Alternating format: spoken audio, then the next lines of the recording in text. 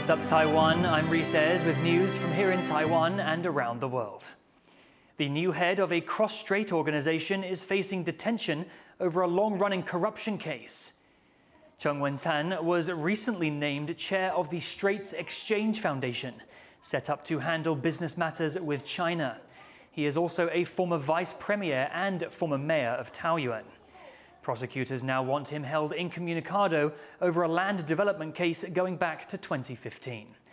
A hearing is currently being held. Chung says he did nothing illegal. The foundation and the presidential office say they will respect the judicial process. A campaign to recall the mayor of Keelung has turned in their petitions, confident they have enough signatures to call a vote.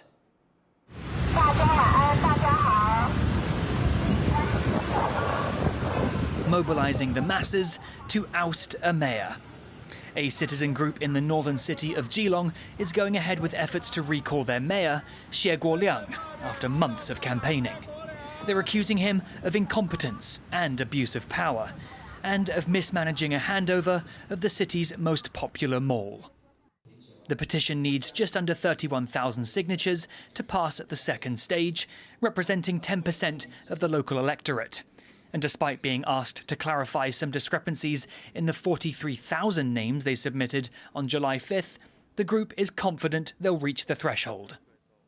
要被淘汰到需要补件的件数，其实是要一次淘汰掉14000件的。那对于这个件数，我们是完全不担心，我们相信可以一次就通过。 If the signatures are accepted, the city's election commission will be forced to hold a recall vote within 60 days. A simple majority in that vote would remove Xie from office. But some of his supporters are questioning the legitimacy of the petition.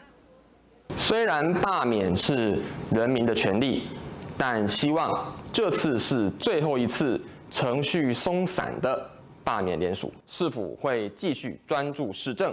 High-profile mayoral recalls have happened before. The current Speaker of Taiwan's legislature, Han Kuo-yu, was removed as mayor of Kaohsiung in 2020, after failing to convince the public he could handle his duties while also running for president. And if the citizens of Keelung are able to correct the discrepancies in their petition, Mayor Xie may face a similar fate. Kama Xu and Reece for TaiwanPlus. More Chinese-made devices have been discovered at Taiwan's military bases. As Chris Gorin reports, the government's policy of avoiding Chinese parts in military hardware has been a challenge. A new audit by the Defense Ministry's Armaments Bureau has found that hundreds of Chinese-made power inverters are being used on several of Taiwan's military bases. It also found on-base network routers and data readers made by Chinese companies. The inverters were first discovered by opposition lawmaker Huang Guochang during a visit to a military base. He says the use of Chinese-made parts on these bases violates the terms of government contracts and raises serious national security concerns. 这件事情非同小可，其他的地方还有没有？全面彻查，严肃的追究责任，不要想放水。 The Defense Ministry says it's asked suppliers and contractors to immediately remove equipment with Chinese-made parts and is looking into potential breach of contract charges. But the accusations don't stop there. Another opposition lawmaker has raised concerns about dashboard cameras in military officials' cars. 我们很多将军的坐车，目前的这个行车记录器也是 Made in China。国军应该要检查一下他们的行车记录器是不是用贴牌的。 Security experts say that the military's dashcams are typically connected to isolated private networks, but could be compromised if connected to other Wi-Fi networks. These latest cases come as other Chinese-made products are discovered in Taiwan's military equipment. Earlier this year, the military revealed that some rocket fuel powder and electrical components in Taiwan's domestically made missiles were also sourced from China. As China's military pressure on Taiwan grows, the country will continue to face the challenges of ensuring a China-free defense supply chain. Delphine Chen and Chris Gorin for TaiwanPlus. With almost 30 countries taking part in the world's largest naval drills, known as RIMPAC, analysts say it's an opportunity to demonstrate unity against a common threat. For more on this, our reporter Jaime Okan spoke to David Santoro, CEO of the Pacific Forum, a think tank in Honolulu that specializes in international security.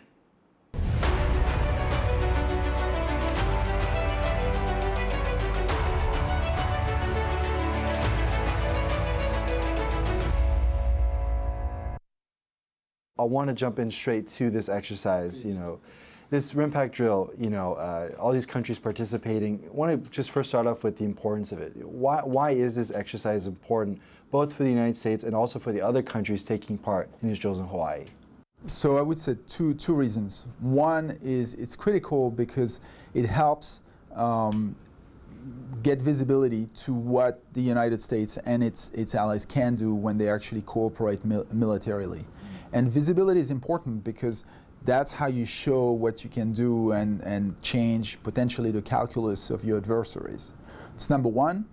And then number two, as you're training, you actually learn to do more and to be, in this case, more military interoperable with the countries that you're working with. Mm-hmm. So, there's an ally component to it and there's a competitors component to it.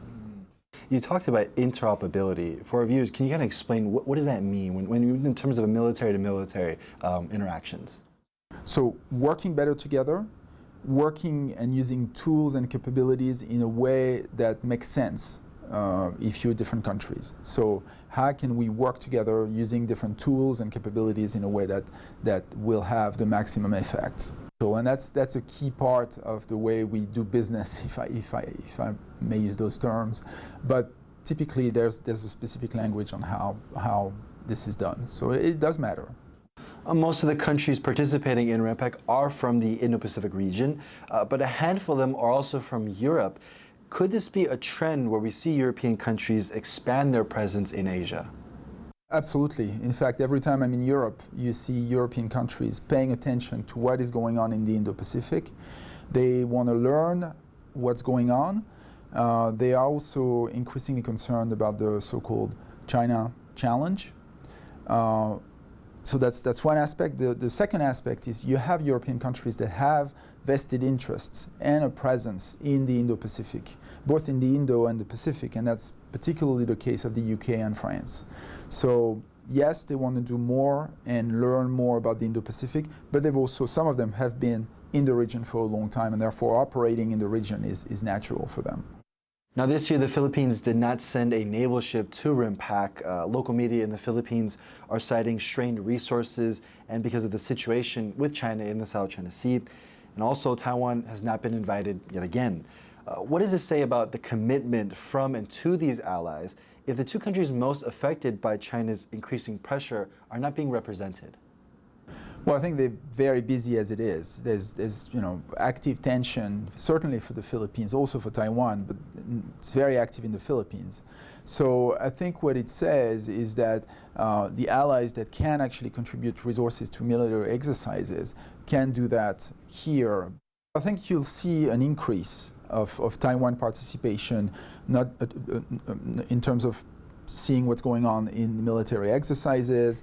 You'll see a lot more activity and words from allies voicing support to defending Taiwan if something is happening. So that's going to change, and it has been changing for a long time. But there's still a number of things that haven't been done.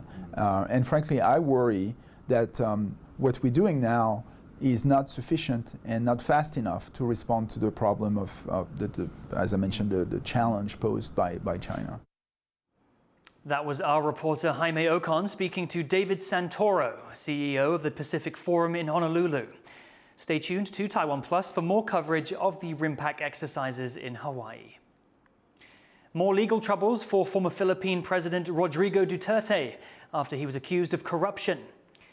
A former senator filed a criminal complaint accusing Duterte and an aide of handing cronies government infrastructure contracts worth millions of dollars. This was while Duterte was mayor of the southern city of Davao. The former president and the aide have not commented, but previously denied any wrongdoing. Duterte is also under investigation by the International Criminal Court for crimes against humanity, for widespread killings during his crackdown on the drug trade. A court in Romania has ruled social media influencer Andrew Tate can travel within the European Union as he awaits trial. Tate, a self-proclaimed misogynist, is facing charges of human trafficking, rape, and forming a criminal gang to sexually exploit women. He, his brother, and 2 Romanian women were arrested in 2022 and formally indicted in June last year. They all deny the charges. Tate is known for his comments on hypermasculinity, female submission, and wealth, which attracted a wide following. The Environment Ministry says that proposed carbon emission fees would not dramatically hurt the economy. The comments come after a meeting of a committee that regulates fees. They looked at the impact of various carbon fee rates. They found that even at the maximum proposed rate of $33 per metric ton, the reduction in GDP would be 0.4%, while the maximum increase in inflation would be 0.27%. Environmental groups support the fee, but have expressed concern about the timeline for introducing it. 我是蛮担心后面到底起征的时间点跟费率会不会有一些影响这样子。我们还是希望2024年的排放量可以全面成熟。Taiwan has one of the highest recycling rates in the world and near spotless streets. Rosie Greninger explains how the country's singing rubbish trucks helped the island become a global leader in waste disposal. Echoing through the streets of Taipei, Beethoven's For Release is a call to action to rush outside and throw out the trash. Every day except Wednesdays and Sundays, lines of people wait by the side of the road during their designated time slot, holding trash bags. Known for its punctuality, the garbage truck waits for no one. 突然有一些事情的话，就会去追垃圾车啦。就是来不及的时候就会作业，就是想办法倒啊，没有倒怎么？ For some residents, it's frustrating to plan their lives around the rubbish removal system. But for others, it's fostered a sense of community, as neighbours are given a chance to catch up. But Taiwan wasn't always so meticulous about its waste management. After an economic boom in the 1960s, its streets became strewn with litter. And by 1995, most of the country's landfills reached capacity, earning it the nickname Garbage Island. Taipei and Taiwan would just sort of pile up trash in certain designated zones, and then when a typhoon would come, it would just spray the trash everywhere. With rubbish piles creating a terrible stench and attracting pests, a community activist campaign pushed for government action. And in 1998, a Waste Disposal Act was implemented, introducing a recycling system that included the singing trucks. The law also established legal penalties for improper garbage disposal, taxed businesses, and introduced education programs and colour-coded bins to encourage residents to separate their waste. A few years after that, the government told residents they need to buy these bags to throw away waste they couldn't recycle. The funds raised to be used in waste management facilities. It encouraged residents to be more conscious of how much waste they were throwing away and an incentive to recycle. But some people tried to cheat the system, using public bins to throw out their trash, leading to the government removing most of those bins. Despite that, Taiwan's recycling rate has grown astronomically in a short amount of time, from 1% in 1998 to now one of the best in the world at over 55%. The streets of Taipei are now largely free from litter, a sign for people here that the system has worked, and a framework that waste researchers hope other countries will adapt to reduce waste and increase recycling. Patrick Chen and Rosie Greninger for TaiwanPlus. Thank you for watching What's Up Taiwan. Finally, let's say hello to the rare white rhinoceros calf at the Buen Zoo of Santiago, Chile. I'm Reece. Take care, and we'll see you next time.